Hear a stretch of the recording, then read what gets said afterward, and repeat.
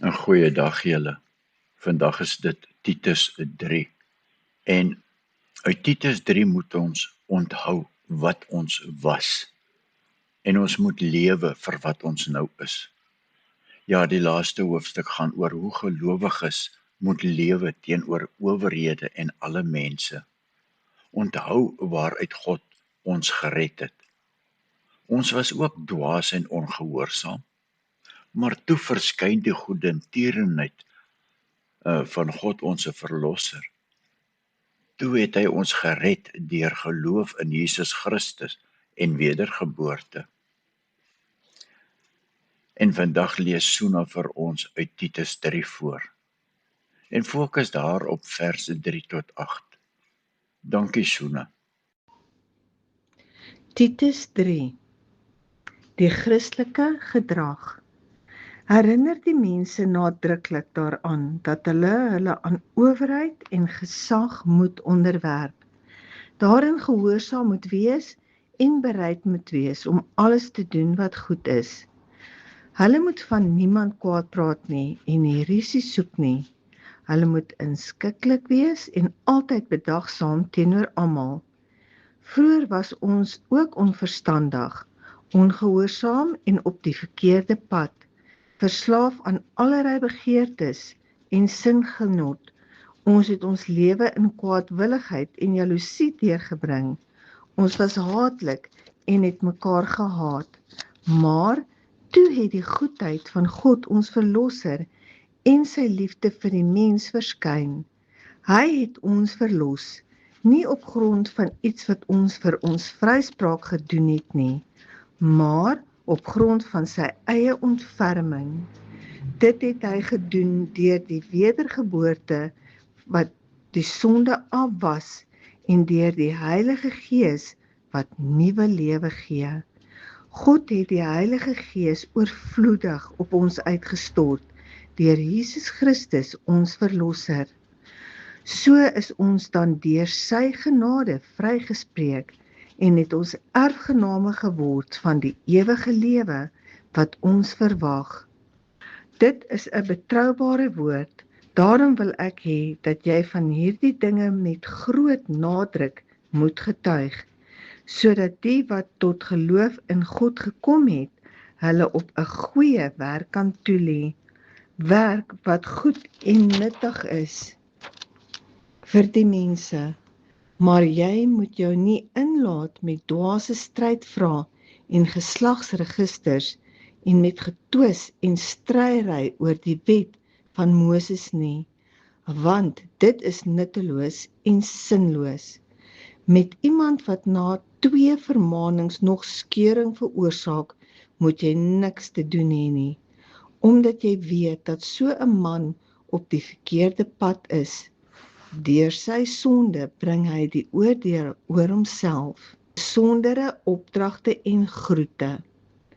Sodra ek vir Artemas of Tychicus na jou toe stuur, moet jy probeer om na my toe te kom in Nikopolis, want ek het besluit om die winter daaroor te bly. Doen ook jou bes om vir Zenas, die regsgeleerde, en Apollos voor te help op hulle reis, en sorg dat hulle niks oorkom nie. Ons mense moet ook leer om met eerlike werk in die noodsaaklike lewensbehoeftes te voorsien. Dan sal hulle lewe nie onvrugbaar wees nie. Almal wat hier by my is, stuur vir jou groete. Gee ons groete aan ons vriende in die geloof. Die genade sal by julle almal wees.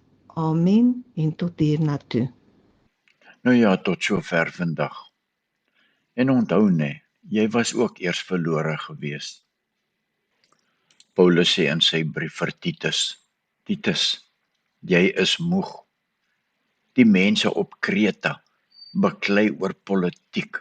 Hulle vloek die Romeinse regering. Hulle beklei oor wie is nou die belangrikste.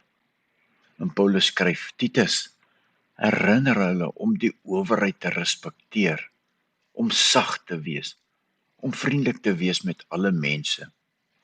Nie omdat die Romeine so goed is nie, maar omdat ons as kinders van die Here anders moet wees. En dan sê Paulus iets in sy brief wat Titus doodstil maak. Onthou Titus, ons was ook eers so gewees. Titus gaan sit op 'n klip en hy onthou. Hy onthou hoe hy ook dwaas was, hoe ongehoorsaam hy was. Hy het ook sekere mense gehaat en hy was ook gehaat gewees. Ja, Titus was ook verlore. Maar toe skryf Paulus, en jy kan amper huil as jy dit lees, toe het die goedheid en die vriendelikheid van God onse verlosser verskyn. Nie omdat ons goeie werke gedoen het nie, Titus, maar omdat hy die Here barmhartig is. Ja, hy het ons gewas.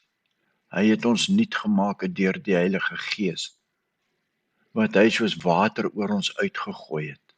En Titus, hy kyk af na die Middellandse See wat voor hom lê, en hy dink aan daardie doopwater. Jy is gewas, nie deur jou eie harde werk nie, maar deur Jesus se bloed. Moenie stry oor domvrae en lyste van name nie, Titus. Gaan doen goeie werke, help mense. Dit is wat die mense nodig het. En Titus staan op. Hy is nie meer die alleen ou op die hawe nie. Nee, hy is 'n man wat geweet het hoe dit voel om verlore te wees. En nou weet hoe dit voel om gewas te wees. En hy stap terug na die dorpie om weer 'n buurman te gaan help. Dink 'n bietjie, nee. Wie in jou eie lewe moet jy vandag met dieselfde liefde en vriendelikheid en barmhartigheid hanteer? Omdat jy onthou, jy was self vuil en vol sonde gewees, voordat jy deur die bloed van Christus Jesus gewas en gereinig is. Dis Titus, my vriend, nie net 'n brief vir Kreta nie, maar ja, ook vir ons hier in Suid-Afrika. Here, dankie dat U ons skoon gewas het. Vergewe my dat ek so gou vergeet waar ek vandaan kom.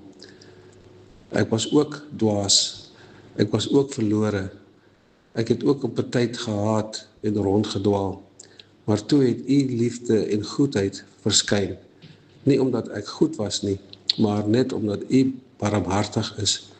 Dankie dat U my skoon gewas het, dat U my nuut gemaak het deur U Heilige Gees. Help my nou om sag te wees vir ander, om nie te beklei nie. Maak my hande vandag nuttig vir iemand anders soos Paulus dit gedoen het. Ons vra dit in die naam van Jesus. Amen. Want aan U behoort die koninkryk en die groot krag en die heerlikheid tot in ewigheid. Amen. Tot in ewigheid. Amen.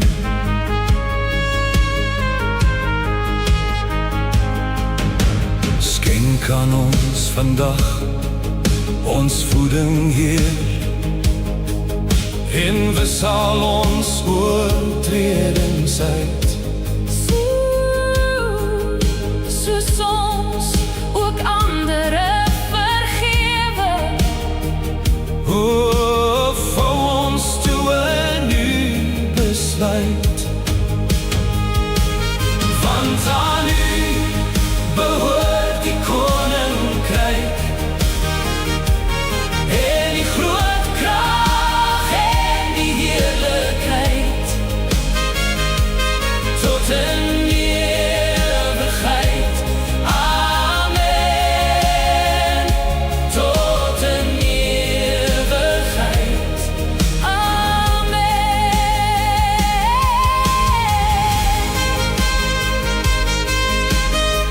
En bewaar ons van die sware versoekings. Ja, verlos ons van die bose se mag. U is ons rots, ons lig in die donker. Ons buig voor die glorie en U krag. Want aan U